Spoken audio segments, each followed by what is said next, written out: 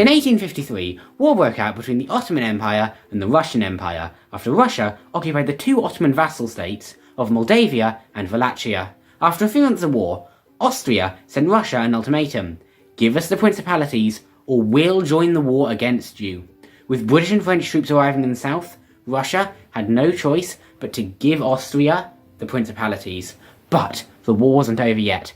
Ottoman Empire, France and Britain still wanted to launch an invasion of Crimea and take the city of Sevastopol. But the Russian army was huge. So, if the invasion was going to succeed, they were going to need a bunch of other countries that bordered Russia, not to invade Russia, but to put their troops on the border with Russia. That way, Russia would have to keep their troops against the border of other countries just in case those countries invaded, and therefore, not all of the Russian army would be able to defend Crimea. Austria brought itself to the verge of bankruptcy to mobilise an army of more than 450,000 men, pinning a large chunk of the Russian army away from Crimea. Prussia and Sweden did the same.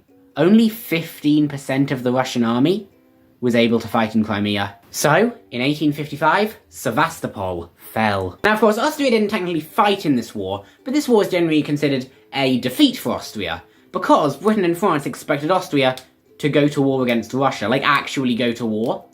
And because Austria wasn't willing to do that, now they are enemies with Russia, obviously, but Britain and France as well. Despite this, Austria became probably the only country in history to thwart a Russian invasion and make an invasion of Russia succeed without firing a single shot.